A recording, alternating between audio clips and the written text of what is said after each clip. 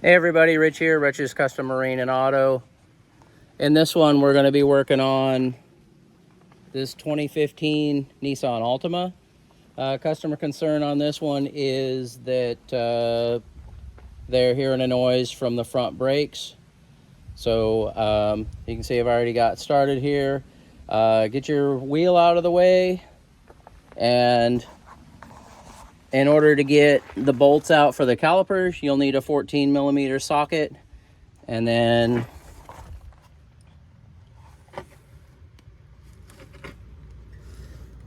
to get that bolt out and the lower one, I am using a 7/8, which I believe is like a 24, to get that out. Let me show you what I found on the other side.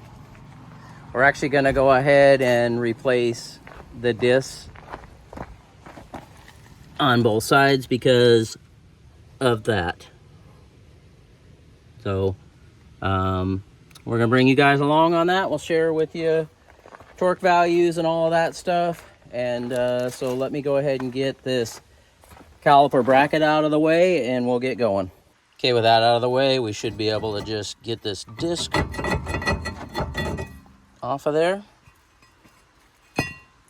Something you definitely want to make sure you do is, and we'll do this, but you want to wire brush and get all this rust off of here and make sure that there's a nice flat surface there for the new disc to sit on there.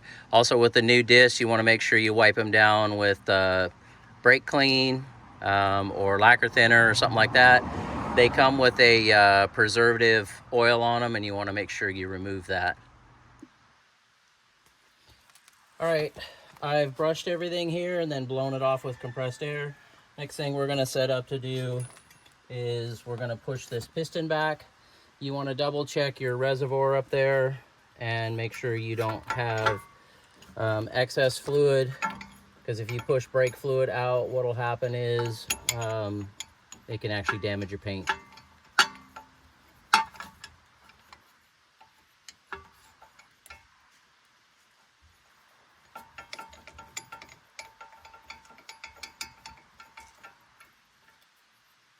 Get you one of these tools, just use the old brake pad. There's a different style of tool that you can put in there that looks like it has brake pads itself. I had one of those, but I broke it and I've yet to replace it, but those are pretty handy. But this works just fine.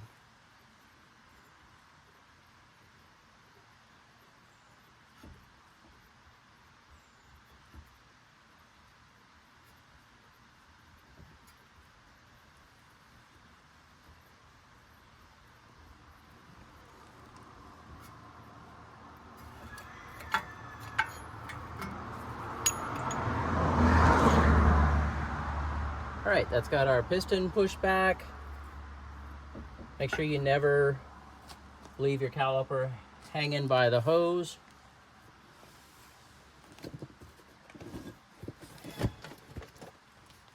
So let me get the brake rotor wiped down with some brake clean, and then I'll bring you guys back and we'll install it.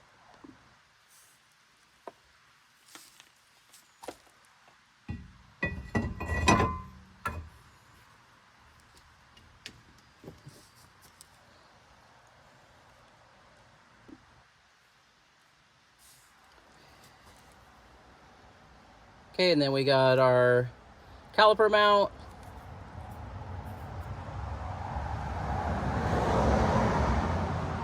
Some manufacturers call it an anchor. You want to make sure that the slide pins on these move nice and smooth. Ours do. If they don't, you can pull these out real carefully and clean them up real good, put some grease in there, and then the boot will snap back on there. Very seldom do you have to replace these, unless you get one that's completely locked up. You get one that's completely locked up and won't move, then you may have to actually replace it. But I've even been able to get those repaired as well. And those of you that followed along on the channel for a while, you know that I use Loctite, so I'm going to put some blue Loctite on these mount bolts. And we'll go ahead and get those started. And then I need to look up the torque value real quick.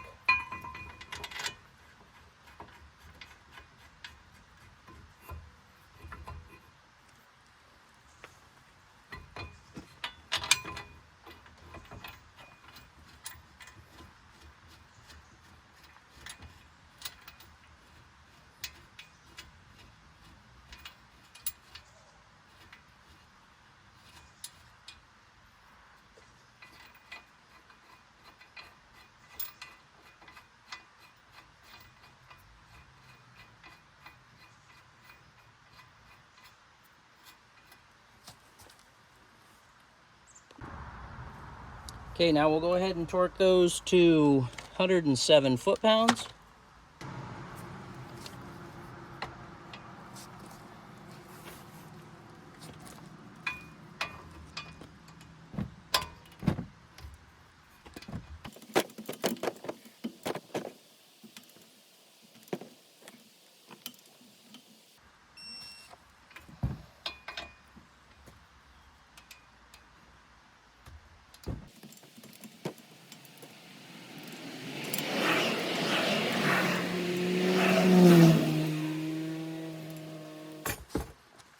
Okay, here we've got our new pads. This kit actually does come with new hardware, so we'll go ahead and replace these guys.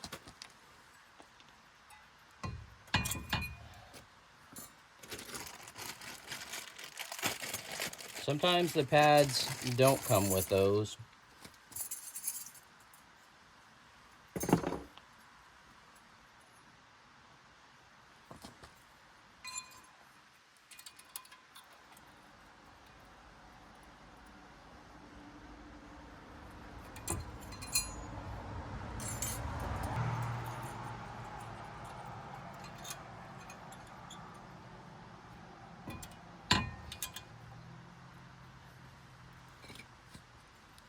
Okay, we're going to make sure that our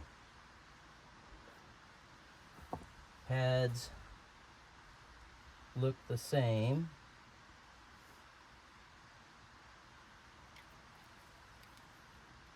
Which they do.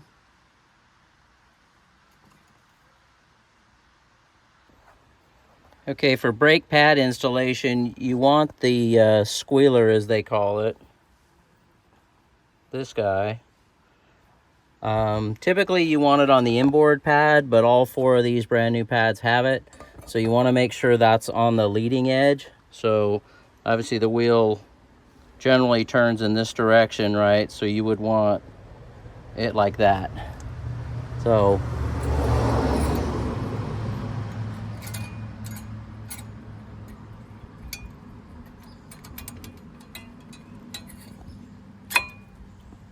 like so. And for the back side, so the pad will be on there like that, of course. So this would be your squealer, your indicator. So it would go just like that. I'm gonna need both hands to do that. All right, we're set up here. I'm gonna take the caliper bolts, put a little bit of blue Loctite on them.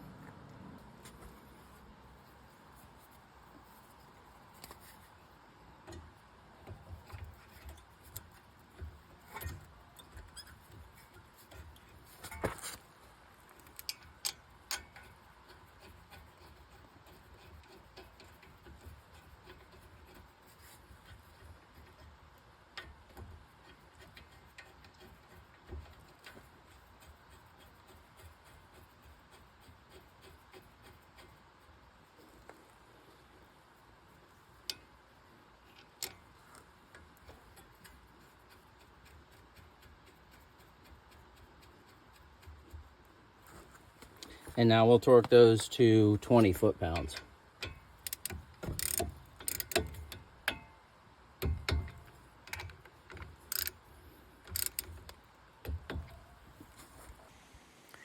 Okay, so at this point we're ready to put the wheel back on. You torque your lug nuts to 83 foot-pounds. After about 100 miles, you want to recheck your torque because everything kind of gets seated in with heat cycles and stuff.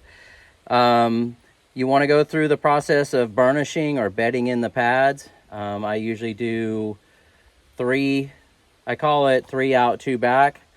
Get up to speed, 55, 60 miles an hour, and then do a medium brake application. It'll feel like you don't have any brakes at all, but then you'll start to feel them come on, and then come down to just a 5 mile an hour roll. You don't want to stop because you can put heat spots on your rotor. Then get right back up to 55, 60, do that again, and then do it a third time, and then drive it for a mile or two. And then that's what I call back. I turn around and come back to my shop. I do it 2 more times right away, and then I got a couple mile drive back to my shop where it lets the brakes cool down just a little bit. But that'll bed in your pads, get your pads all bedded into the new disc, and you'll have great brakes. So then the last thing you'd want to do is right up in there, you can check your brake fluid level and make sure your brake fluid level is in good shape. And while you got your hood open, check your other fluids and do a general look around. So hey guys, thanks for watching. Thanks for following along. Please subscribe, it'll help out the channel. And give the video a like too if you would. We appreciate you guys. Leave any comments, suggestions, anything you want to leave down there, that'd be great. Don't get that many comments, but appreciate the ones that I do get. I'm going to get back and get that other side done and get this thing back to the customer. Have a great day.